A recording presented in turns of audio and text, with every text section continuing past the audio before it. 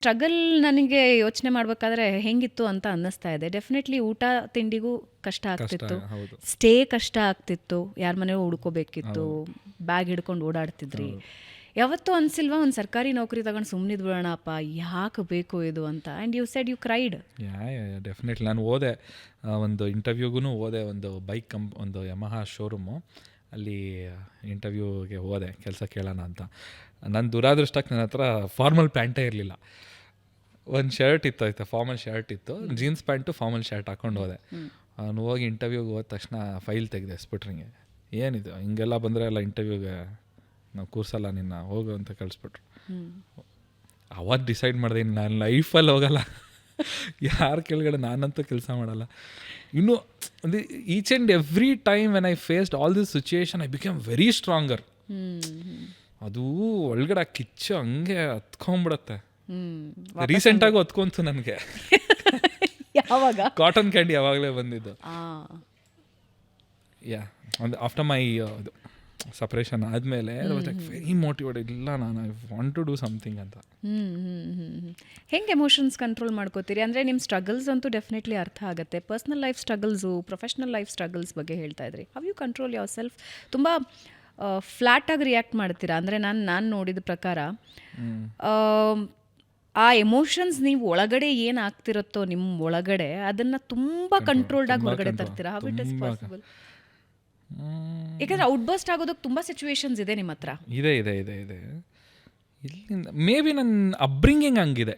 My parents, ನಮ್ಮಮ್ಮ she is very patient. My mother ಎಷ್ಟು ಅವ್ರಿಗೆ ಕಷ್ಟ ಇದ್ರೂ ಒಂದಿನೂ ನಮ್ಮ ಹತ್ರ ಅವರು ಹೇಳ್ಕೊಂಡಿಲ್ಲ ನಮ್ಗೆ ಇಷ್ಟು ಕಷ್ಟ ಇದೆ, ಹೆಂಗಿದೆ ಎಲ್ಲ ಮ್ಯಾನೇಜ್ ಮಾಡ್ಕೊಂಡು ಬರ್ತಾಯಿದ್ರು.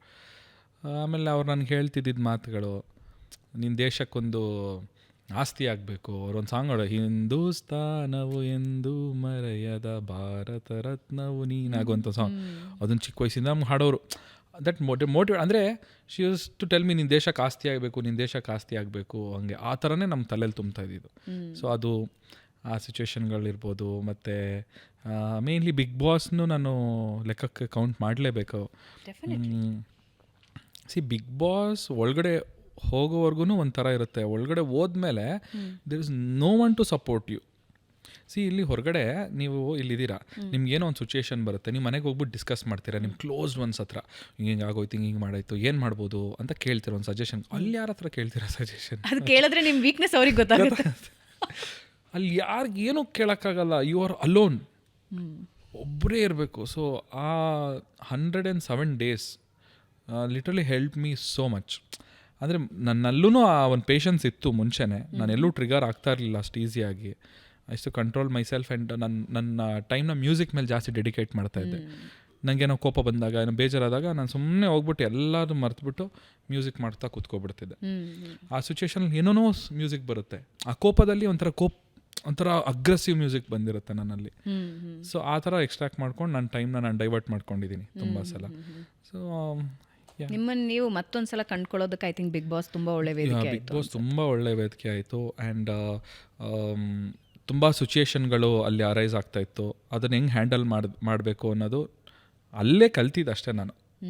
ಬಟ್ ಅಲ್ಲಿ ನನಗೆ ಗೊತ್ತಿರಲಿಲ್ಲ ನನಗೆ ಇಷ್ಟೆಲ್ಲ ಒಳ್ಳೇದಾಗುತ್ತೆ ಬಿಗ್ ಬಾಸ್, ನನಗೆ ಎಷ್ಟೊಂದು ರೆಕಗ್ನಿಷನ್ ಕೊಡುತ್ತೆ ಅಂತ ನಾನು ಎಕ್ಸ್ಪೆಕ್ಟ್ ಮಾಡಿರಲಿಲ್ಲ. ಯಾಕೆಂದರೆ ಅದಕ್ಕೆ ಮುಂಚೆ ನಿಮ್ಮ ಹಾಡುಗಳು ಹಿಟ್ ಆಗಿದ್ವು, ಚಂದನ್ ಶೆಟ್ಟಿ ಸಾಂಗ್ಸ್ ಅಂತಾನೆ ಇತ್ತು, ಡೆಫಿನೆಟ್ಲಿ ಇತ್ತು. ಆದರೆ ನಿಮಗೊಂದು ರೂಪ ಕೊಟ್ಟಿದ್ದು ಐ ಥಿಂಕ್ ಬಿಗ್ ಬಾಸ್. ಹೌದು, ಮನೆ ಮನೆಗೂ ನಿಮ್ಮ ಪರ್ಸ್ನಾಲಿಟಿ ಇಂಟ್ರೊಡ್ಯೂಸ್ ಮಾಡ್ತು ಚಂದನ್ ಶೆಟ್ಟಿ ಅಂದರೆ ಏನು. ಆಮೇಲೆ ಆ ಸಿಚುವೇಶನ್ಗೆ ನೀವು ಆ ನಿಮಿಷಕ್ಕೆ ನೀವು ಹಾಡನ್ನು ಕಟ್ಟಿ ಹಾಡಬಹುದು ಅನ್ನೋದನ್ನ ಜನರಿಗೆ ತಿಳಿಸಿದ್ದು ಅದು ಅನ್ಸುತ್ತೆ. Correct 100% true. ಅದು ಆ ಮನೇಲಿ ಹೇಗಿರುತ್ತೆ ಅಂತ ಹೇಳಿದ್ರೆ, ಸೊ ನಿಮ್ಮನ್ನ ಒಂದು ಕಡೆ ಬಿಟ್ಬಿಟ್ರು ಆಯಿತಾ, ನೀನಲ್ಲಿ ಒಂಥರ ಸಮುದ್ರಕ್ಕೆ ತೆಗ್ದು ಎಸ್ತಂಗೆ, ನೀವು ಹೆಂಗೆ ಈಜ್ಕೊಂಬರ್ತೀರಾ, ದಡ ಮುಟ್ತೀರಾ, ಇಲ್ಲ ಅಲ್ಲೇ ಮುಳುಗೋಗ್ಬಿಡ್ತೀರಾ. ಎಷ್ಟೊಂದು ಲೈಫ್ ಅಲ್ಲೇ ಮುಳುಗೋಗ್ಬಿಡುತ್ತೆ. ದೇ ವಿಲ್ ಅಲ್ಲೇ ಮುಳುಗ್ಬಿಡ್ತಾರೆ, ಮತ್ತವ್ರಿಗೆ ಎದ್ದು ಬರೋಕ್ಕೆ ಅಲ್ಲ. ಅಂದರೆ ಹೇಳ್ತಾ ಇರೋದು ಲೈಫಲ್ಲಿ ದೇ ಕಾಂಟ್ ಕಮ್. ಸೊ ಅಂಥದ್ರಲ್ಲಿ I don't know, somehow I used my brains ಅಂತ ಅನ್ಸುತ್ತೆ ಅಲ್ಲಿ. ಬಾಕ್ಸ್ ಇನ್ನೂ ಇದೆಯಾ? 100% ಇದೆ. ಅದು ಯಾವತ್ತೂ ಇರುತ್ತೆ, ನಾನಿಲ್ಲ ಅಂದರೂ ಅದಿರುತ್ತೆ.